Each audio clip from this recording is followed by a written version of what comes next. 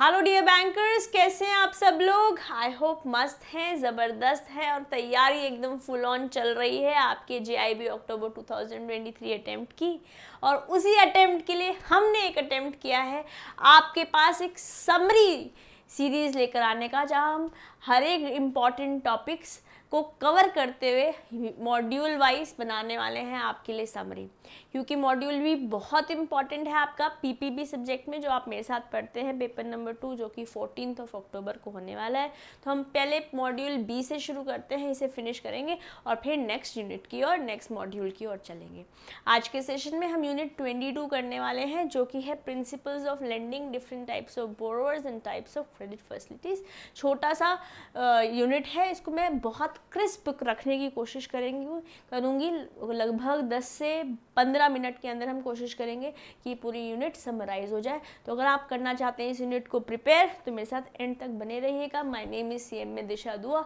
Let's get going. So basically ये topics cover करेंगे हम हमारे आज के सेशन में।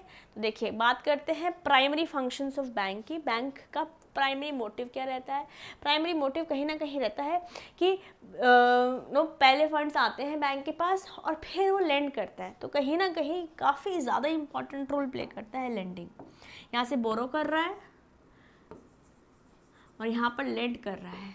तो लेंडिंग एक बहुत इंपॉर्टेंट एस्पेक्ट है बैंक का। यस और इससे रिलेटेड अगर कोई भी रूल्स हैं, रेगुलेशंस हैं, लॉज हैं, तो उसे बैंक को पता होना चाहिए और उसी से रिलेटेड इस चैप्टर में बात हो रखी है। यस तो बात करते हैं सबसे पहले कि कार्डिनल प्रिंसिपल्स क्या हैं। जब लेंडिंग करता है बैंक तो क्या क्या कार्डिनल प्रिंसिपल्स हैं? Safety, liquidity, profitability, purpose, risk diversification and security. ये हैं आपके 6 कार्डिनल प्रिंसिपल्स जो बहुत इंपॉर्टेंट है। मतलब जब बैंक पैसे देता है वो देखेगा कि सेफ्टी है ना, ये ना हो कि बहुत ज़्यादा रिस्क हो, ये ना हो कि जो पर्पस है लोन लेने का वो स्पेकुलेशन है, सट्टा है, जुआ है, कोई ऐसी जगह पैसे डाल रहा है जैसे अनसर्टिनिटी है, कुछ पर्सनल जो पर्पस है वो लीगल ही नहीं है। यस तो सेफ्टी भी चाहिए, पर्पस भी क्लियर होना चाहिए जब आप लेंड कर रहे हैं पैसे। लिक्विडिटी कैसी रहने वाली है? बहुत ज़्यादा कैश क्रंच तो नहीं हो जाएगा? जो हम पैसे दे रहे हैं हमारे पास कैसे इन्फ्लो होने वाला है? कि अब पॉसिबिलिटी ऐसी तो नहीं है कि पैसे वापस ही नहीं आएंगे? क्या सिक्योरिटी है हमारे पास? हमने कुछ कोलैटरल जैसा रखा है अपने पास, अगर जस्ट इन केस NPA हो जाता है तो हम इस कोलैटरल से पैसे रिकवर कर लें। यस रिस्क को डाइवर्सिफाई करना है। ऐसा नहीं कि बस एक ही इंडस्ट्री में या एक ही कैटेगरी को हम सारे लोन्स देते जा रहे हैं। ये ना हो कि मार्केट उस इंडस्ट्री की जाए और हमारे पैसे वापस ही ना आ पाए। ठीक है, प्रॉफिटेबिलिटी ऑफ कोर्स बिजनेस है ये, तो बिजनेस का तो मेन मोटिव ही प्रॉफिट होता है। Of course there are more objectives, but profit है क्योंकि बिजनेस कर रहे हैं। जैसे जब पैसे हमने लोन किसी से बोरो करे बैंक ने, हो सकता है यहाँ पे 6% का ब्याज दे रहा हो, बट यहाँ पर ले क्या रहा हो, लेट्स से 12%, 13%, 15% पैसे वापस ले रहा हो। तो इस प्रोसेस में is bank making money? Yes of course, for the services that they are rendering they are making money. तो प्रॉफिटेबिलिटी एक इम्पॉर्टेंट एस्पेक्ट है। ये रहे आपके 6 कार्डिनल प्रिंसिपल। सेफ्टी चाहिए, सिक्योरिटी चाहिए, पर्पस होना चाहिए, डाइवर्सिफिकेशन होनी चाहिए आपकी रिस्क की, लिक्विडिटी भी होनी चाहिए और प्रॉफिटेबिलिटी। ऑफ कोर्स बिजनेस कर रहे हैं, है ना, रिस्क और प्रॉफिट दोनों साथ साथ चलता है। तो हम इतना ऐसा नहीं कि रिस्क नहीं लेंगे, रिस्क है तो इश्क है, हम भी समझते हैं, बैंक भी समझता है, but risk it should be calculated. Safety और सिक्योरिटी लेते हुए आप प्रॉफिटेबिलिटी को फोकस करेंगे। ठीक है, नेक्स्ट है 7 C's इंपॉर्टेंट है। देखिए यहाँ से तो क्वेश्चन बनने की बहुत हाई पॉसिबिलिटी है, इंपॉर्टेंट है आपके एग्जाम पर्पस के लिए, उतना ही इंपॉर्टेंट ये 7 C's भी है, वेरी इंपॉर्टेंट। कोशिश करेंगे इसको 2 से 3 बारी पढ़ने की, ताकि आपके दिल में उतर जाए और एग्जाम में क्वेश्चन आए तो आप इसको आराम से हैंडल कर पाए। कैसे क्वेश्चन बन सकते हैं? आपसे पूछ लेंगे इनमें से कौन सा 7 C नहीं है, या इनमें से कौन कौन सा 7 C है, कौन सा 7 C मिसिंग है। तो आपको पता होना चाहिए कौन कौन से 7 C's है, तो आप आंसर दे पाएंगे। थोड़ा सा यस मैं आई नॉट डिनाई द फैक्ट कि हमारे PPB में बिना याद करे से चल जाएगा, याद तो करना पड़ेगा। कुछ बातें हम ज़्यादातर कोशिश करेंगे याद क्लास में ही हो जाए, क्योंकि जब समझ आ जाएगा तो ऑटोमेटिकली उस याद करने वाले डायरेक्शन में भी हम चले जाएंगे। बट कुछ बातों पे आपको एफर्ट्स लगाने होंगे, है ना, जैसे कि ये एक टॉपिक है। तो क्या क्या 7 C's हैं? Character, capital, capacity, collateral, credit worthiness, cash flows and conditions. Conditions क्या है? जब आप क्रेडिट दे रहे हैं, ठीक है, टर्म्स कंडीशंस, आपका कैश फ्लो कैसे रहने वाला है, कैसे आउटफ्लो होगा। लेट्स से फॉर एग्जांपल आपने किसी फ्लैट, अंडर कंस्ट्रक्शन फ्लैट को पैसे दिए हैं, के हाउसिंग के लिए पैसे दिए हैं, तो कैसे पैसे जाने वाले हैं और कैसे EMI आने वाली है। यस, क्रेडिट वर्दीनेस की कैसी है जिसको आप पैसे दे रहे हैं। कोलैटरल है क्या कुछ, क्या वो जो प्रॉपर्टी रखी के लिए पैसे दे रहे हो वही हम मॉर्गेज की तरह ले लेंगे या कुछ और प्रोसेस रहने वाला है, प्लेज की तरह, हाइपोथिकेशन की तरह। कैपेसिटी क्या है? अब कोई जना कमाता ही 10,000 रुपये है या 1,00,000 रुपये है, उसमें से आपने 70,000 रुपये की EMI बांध दी, तो आपको लगता है कि वो बांध पाएगा, उस अपनी कैपेसिटी को निभा पाएगा रीपेइंग की, है ना। और कैपिटल कितना लग रहा है, अपना कितना डाल रहा है, हमारे से कितना ले रहा है, कितना प्रोसेस है, कितना पैसा लगने वाला है, इन सब के बारे में 7 C's में बात हो रखी है। इसको आपको 2 से 3 टाइम पढ़ना है। अभी एक बारी आप मुझसे सुन रहे हैं, एक बारी साथ साथ देख रहे हैं, एक बारी मेरे साथ साथ ही पढ़ रहे होंगे, 3 बारी तो अभी हो गया। अब जब आपके ऐसे नोट्स आएंगे, नोट्स आपको मिल जाएंगे, टेलीग्राम ग्रुप ज्वाइन कर लीजिएगा, वहाँ मिल जाएंगे आपको नोट्स। ये आपको नोट्स आएंगे, आप एक बारी देखेंगे अभी हो जाएगा, फिर आप एग्जाम से पहले भी देखेंगे, तो 4-5 बार एग्जाम से पहले हम कर चुके होंगे, हम एक ऐसी पोजीशन में पहुंच जाएंगे कि हम आंसर दे पाएंगे। ठीक है जी। फिर बात करते हैं टाइप्स ऑफ बोरोअर्स। अपन के पास कौन कौन से लोग हैं जो बोरो करते हैं, जो पैसे हमसे उधार लेते हैं।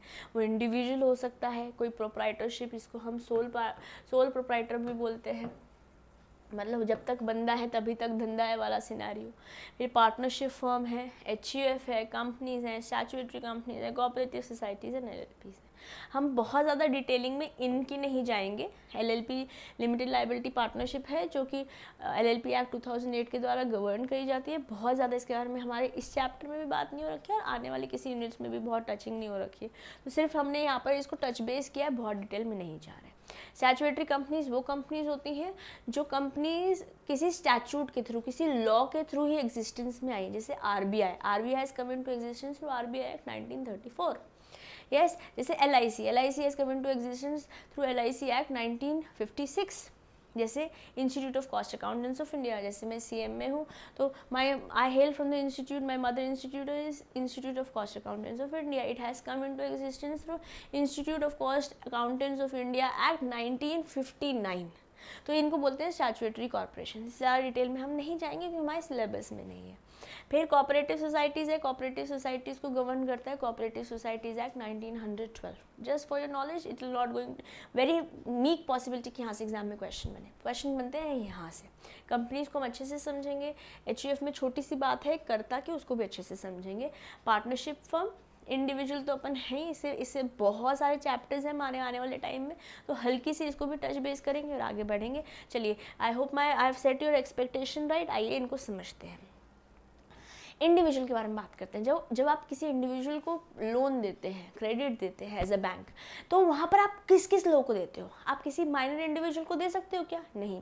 देखो समझिए, जब भी कोई इंडिविजुअल के साथ बैंक डील करता है ना उसको लोन देने के लिए, तो वहाँ पर लगता है इंडियन कॉन्ट्रैक्ट एक्ट 1872, और यहाँ से MCQ बन रखा है आपके मॉड्यूल के अंदर, मैकमिलन में बन रखा है क्वेश्चन कि जब इंडिविजुअल को लोन दिया जाता है बैंक के द्वारा तो उस पर कौन सा लॉ प्रिवेल करता है? It is Indian contract act 1872 जो लॉ प्रिवेल करता है। तो जो भी इंडियन कॉन्ट्रैक्ट एक्ट बोलता है वो यहाँ पर लोन की कैटेगराइजेशन में फॉर इंडिविजुअल भी आ जाएगा। ठीक है जी। जैसे एक माइनर इंडिविजुअल है, मतलब 18 साल से कम उम्र का जना है, क्या उसको लोन मिल सकता है?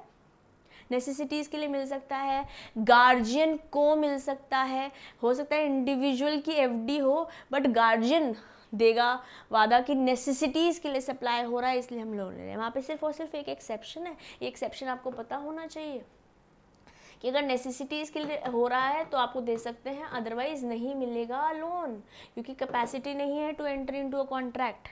ठीक है। फिर बात करते हैं next, sound mind. Sound mind क्या है? साउंड माइंड मतलब कोई बंदा अगर ड्रंक पोजीशन में है, ल्यूनेटिक है, मेंटल असाइलम में है, इतना ज़्यादा बुखार है कि वो डेलीरियम में है, मतलब उसको अपनी होशो हवास नहीं है, क्या उसके साथ आप कॉन्ट्रैक्ट में आ सकते हो? नहीं। तो क्या उसको साथ लोन वाले कॉन्ट्रैक्ट में आ सकते हो? नहीं।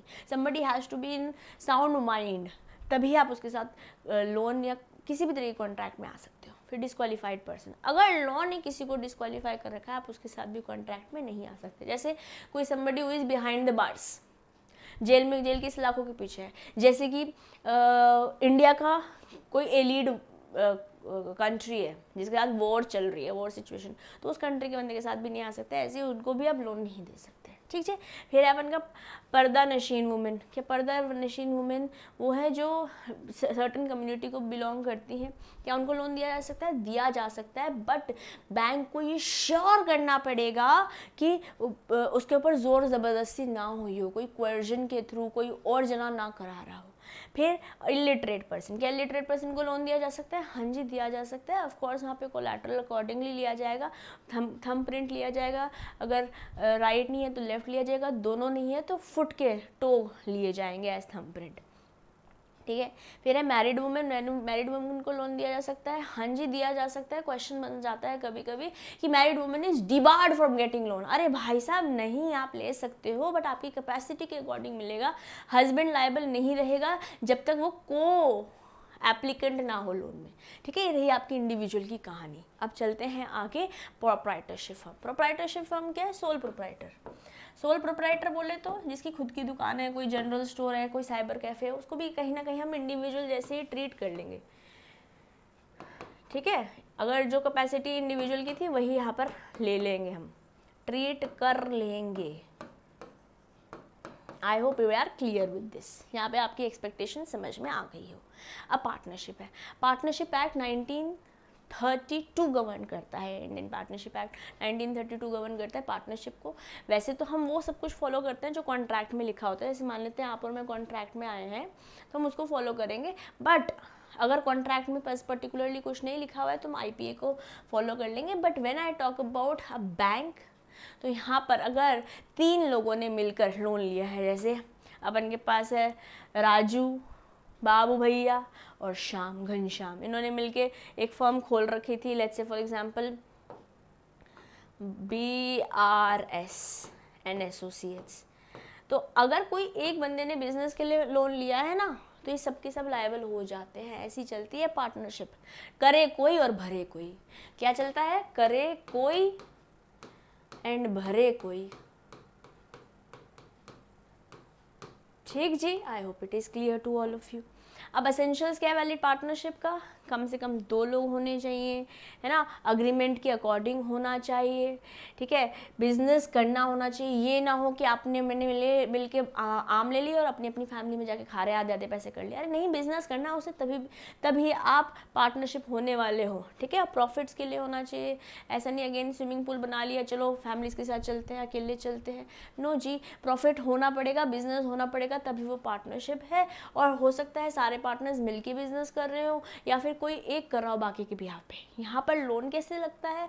लोन पार्टनरशिप के को ही, मतलब पार्टनर्स को की इंडिविजुअल कैपेसिटी भी यहाँ पर इन्वॉल्व आ जाती है, क्योंकि पार्टनरशिप फर्म और पार्टनर्स 2 अलग लोग नहीं है। जैसे इंडिविजुअल लायबल था वैसे ये भी लायबल रहने वाले हैं, और ऐसे ही लोन भी दिया जा सकता है। ठीक है, अब कुछ इंपॉर्टेंट बात है। इंपॉर्टेंट बात क्या है? वैसे तो रजिस्ट्रेशन करानी नॉट मैंडेटरी है। जब पार्टनरशिप फर्म को आप रजिस्टर कराते हो, इसको मैंडेटरी नहीं है रजिस्टर कराना, बट अगर करा लेते हो तो आपको कुछ प्रिविलेजेस मिलते हैं। कहने का मतलब है, अगर आप नहीं रजिस्टर कराते हो तो क्या होने वाला है? Consequences of non registration. देखो, पार्टनर पार्टनर को, पार्टनर फर्म को, फर्म पार्टनर को सू नहीं कर सकता। ना ही पार्टनर ना तो फर्म थर्ड पार्टी को सू नहीं कर सकती। बट थर्ड पार्टी चाहे तो पार्टनर को भी और फर्म को भी सू कर सकती है, मतलब कोर्ट के केसों में लगा सकती है। प्लस अगर 100 रुपये से ज़्यादा का कोई सेट ऑफ है तो आप वो भी नहीं कर सकते हो। मैंने तेरे 50 रुपये देने हैं, तूने मेरे 500 रुपये देने हैं, 100 रुपये से ज़्यादा का सेट ऑफ हो रहा है क्या, जो लेना देना है 400 रुपये का सेटलमेंट है, तो कर सकते हैं। नॉन रजिस्ट्रेशन फॉर्म नहीं कर सकती है, ठीक है। तो ये बात यहाँ पे लिखी हुई है। थर्ड पार्टी, गलत बात लिखी है, या तो third party can sue the firm, third party can sue the firm cannot sue a third party. No partner can file a suit against the firm. The firm cannot file a suit another party. No partner can file a suit against partner. But ये सबका exception है, यहाँ पे exception है। Third party के साथ कोई exception नहीं है, बट फर्म का, पार्टनर का, पार्टनर का फर्म का एक्सेप्शन है। अगर फर्म डिसॉल्व हो रही है तो वहाँ पर अलाउड है। अब यहाँ से भी क्वेश्चन बन सकता है, अगर फर्म डिसॉल्व हो रही है तो वहाँ पर आप सू कर सकते हो। ये registration actually Indian partnership act 1932 पे आपको ले गए हैं। फिर बात करते हैं हिंदू अनडिवाइडेड फैमिली बिजनेस के बारे में। बहुत डिटेल में नहीं जाएंगे, यहाँ से क्वेश्चन बनने की बहुत कम पॉसिबिलिटी है, बट 2 कैटेगरीज ऑफ एचयूएफ बता रखा है। एक है दया भागा, एक है मिताक्षरा। दया भागा आपका वेस्ट बंगाल साइड में, असम वाली जगह पर, बंगाल वाली जगह पर लागू होता है। यहाँ मिताक्षरा जो है ज़्यादा पॉपुलर है और ऑलमोस्ट बाकी पार्ट ऑफ इंडिया में लगता है। दया भागा जो है इस तरीके से करता है काम कि फादर जो है वो सोल ओनर है और फादर की डेथ के बाद ही बाकी बच्चों को मिलने वाला है जो भी प्रॉपर्टी। बट मिताक्षरा बोलता है कि जैसे जैसे पैदा होते रहते हैं वैसे वैसे राइट्स आती रहती है प्रॉपर्टी के अंदर, ठीक है जी। ये लेस पॉपुलर है, ये मोर पॉपुलर है। बस इतनी सी बात हमें समझ में आ गई, तो क्वेश्चन जस्ट इन केस आता है तो हम कर लेंगे। अब एचयूएफ में जो कर्ता होता है ना, जो एल्डेस्ट पर्सन होता है वो कर्ता होता है। अब यहाँ पर एक छोटी सी बात है जो मैं आपको बताना चाहूँगी, जो इम्पॉर्टेंट है। क्या होता है दोस्तों, जो कर्ता होता है ना वो एल्डेस्ट पर्सन होता है। पहले मेल हुआ करता था ओनली, कब तक, टिल 2005। हिंदू सक्सेशन एक्ट 1956 इसको गवर्न करता है। पर 2005 के अमेंडमेंट के बाद male and female have equal rights. तो जो एल्डेस्ट मेल या फीमेल होगा वो कर्ता हो जाएगा, ठीक है। और बाकी रेस्ट आर को पार्टनर्स। क्या बोलते हैं, को पार्टनर्स। ये छोटी छोटी बातें हैं, इंपॉर्टेंट है। ओके है जी, I hope it is clear till here. अब चलते हैं, हम बोल रहे हैं कर्ता की क्या ड्यूटी है। मैंने आपको दोनों बात बता दी, 2005 से पहले क्या था, 2005 के बाद क्या है। अब कर्ता की पावर क्या है, कर्ता पोजेस कर सकता है, मैनेज कर सकता है, इनकम लेकर आ सकता है, रिप्रेजेंट कर सकता है अपने जॉइंट हिंदू फैमिली बिजनेस को, और सेल भी कर सकता है property for the purpose of family only. अब बैंक के साथ क्या रिलेशन है, ठीक है, हमें समझ आ गया, ये पावर है और ड्यूटीज़ है कि बिजनेस अच्छे से चलाना है, ढंग से चलाना है। ये नहीं कि अपने पैसों लेके शराब अयाशी एक्सेट्रा करने चले गए। नो जी, आप अकाउंटेबल हो, ठीक है। बट बैंक के लिए कैसी कहानी है, हमें करता तो समझ आएगा, बैंक के लिए कैसी कहानी है। बैंक जो है वो बैंक और बोरोवर का रिलेशनशिप जो जॉइंट हिंदू फैमिली के साथ कर्ता के साथ होता है। सबके साथ नहीं बात करता बैंक, कर्ता के साथ करता है। एप्लीकेशन जो है, जो एप्लीकेशन जाती है तो अकाउंट साइन होना चाहिए by all the members, all the adult members, ठीक है, जॉइंटली, और फिर बोरो करा जाता है। बट कर्ता कौन है, कर्ता कौन है, कर्ता ही करता है, ठीक जी। यहाँ तक बात समझ में आ रही है आपको। अब चलते हैं लास्ट टाइप ऑफ बोरो, जो कि है कंपनी। कंपनी गाइस, कंपनी जो है कंपनीज एक्ट 2013 के अंदर बनती है, ठीक है। ये सब कैरेक्टरिस्टिक्स है हमारी कंपनी के। हमारे पास बहुत सारी तरह की कंपनी है, एक पब्लिक कंपनी है, एक प्राइवेट कंपनी है, सब्सिडरी कंपनी है, होल्डिंग कंपनी है, गवर्नमेंट कंपनी है, 1% कंपनी है, स्मॉल कंपनी है, बहुत फॉरेन कंपनी है, there are variety of companies, ठीक है। और बट दो बातें जो अपन को याद रखनी है, पब्लिक कंपनी में मिनिमम 7 और मैक्सिमम की कोई लिमिट मेंबर्स की नहीं है। बट प्राइवेट कंपनी में मिनिमम 2 और मैक्सिमम आपके 200 हो सकते हैं। ये 2 बात आप याद रखेंगे, बाकी टाइप्स ऑफ कंपनीज में हम नहीं जाएंगे। कैरेक्टरिस्टिक्स है कंपनीज के, कंपनी को रजिस्ट्रेशन कंपलसरी होता है। ये एक आर्टिफिशियल लीगल पर्सन, नेचुरल, क्या कंपनी नेचुरल लीगल पर्सन होती है, नहीं। क्या वो एक इंसान की तरह पैदा होती है और मरती है, नहीं। आर्टिफिशियली कानून की नज़रों में पैदा होती है और कानून की नज़रों में ही मर जाती है, वाइंडिंग अप हो जाती है। सेपरेट लीगल एंटिटी है, इंपॉर्टेंट है। यहाँ पे एक केस लॉ बनता है सैलमन वर्सेस सैलमन का, Salomon versus salmon and company. अगर आप चाहते हैं कि मैं इस पर एक सेपरेट वीडियो, छोटा सा केस लॉ है, इस पे बनाऊँ तो मुझे बताइएगा चैट बॉक्स में, कमेंट बॉक्स में ज़रूर बताइएगा, and I definitely make a video on it, but आपको मुझे कमेंट बॉक्स में बताना होगा, ठीक है। ये बहुत इंपॉर्टेंट केस लॉ है, अगर आपको खुद समझ आ गया तो बहुत बढ़िया बात है, नहीं आता है तो 3 से 4 मिनट लगेंगे मुझे ये समझाने में, सेपरेट वीडियो में आपके बना दूंगी, और यहाँ से क्वेश्चन अगर बनेगा तो आप पूरे नंबर लेकर आ पाएंगे, ठीक है।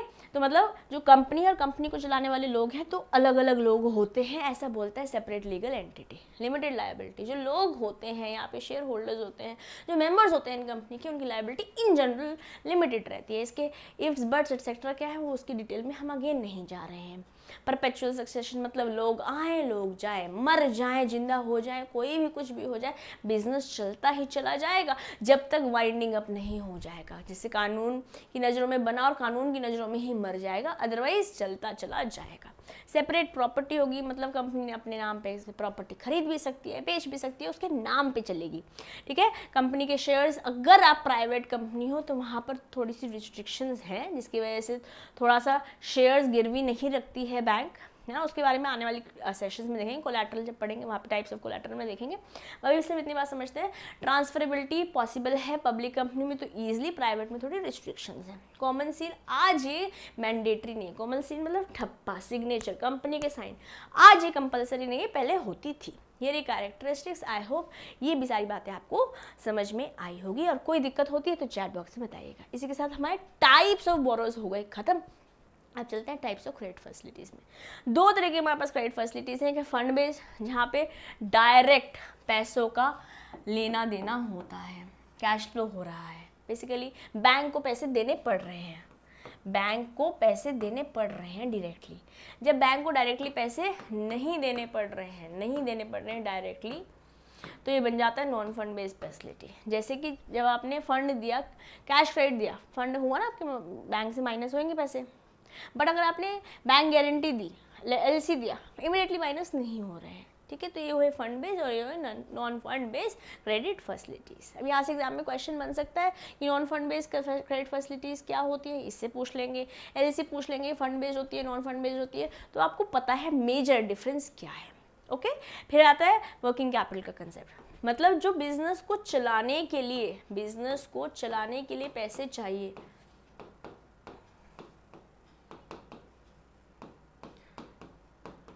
उसी को वर्किंग कैपिटल बोलते हैं। रोज़मर्रा के पैसे, मतलब जो 1 साल से कम के लिए आपको पैसे चाहिए होते हैं बिजनेस को चलाने के लिए, उसको वर्किंग कैपिटल बोलते हैं। नेट वर्किंग कैपिटल का फॉर्मूला होता है current assets minus current liabilities.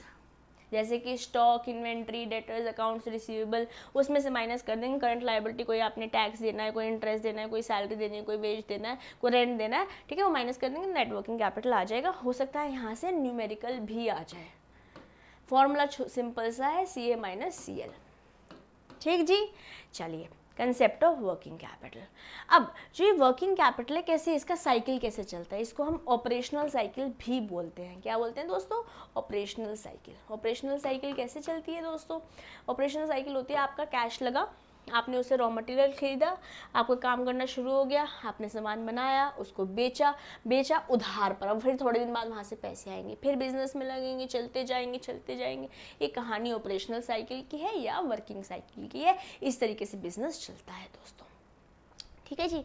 अब लोन्स के बारे में बात करें तो यहाँ पर 3 कैटेगरीज, एग्जाम में क्वेश्चन बनता है कितनी कैटेगरी में टर्म लोन होता है, 3 कैटेगरी, एक है शॉर्ट टर्म, एक है मीडियम टर्म, एक है लॉन्ग टर्म, इम्पॉर्टेंट है, ठीक जी। और इसी के साथ होता है हमारा यूनिट 22 खत्म। आई hope you guys had a great time learning. मैंने बहुत क्रिस्प तरीके से स्पीड में पढ़ाया है ताकि आप अपना मिनिमम टाइम देते हुए मैक्सिमम रिटर्न लेकर आ पाए। अगर आपको मज़ा आ रहा है तो हमें कमेंट बॉक्स में अपना प्यार देते रहिएगा, और मुझे ज़रूर बताइएगा कि आप सेपरेट वीडियो चाहते हैं salmon versus salmon and company limited की केस लॉ पे। यहाँ से एग्जाम में क्वेश्चन बन सकता है, प्रीवियस ईयर्स में हमने ऐसे क्वेश्चन देखे हैं। तो अगर आप चाहते हैं तो मुझे ज़रूर बताइएगा कमेंट बॉक्स में। आपसे मिलते हैं नेक्स्ट सेशन में। Till then keep learning, keep growing. This is your friend and your teacher CM Disha Dua signing off for today. Bye bye.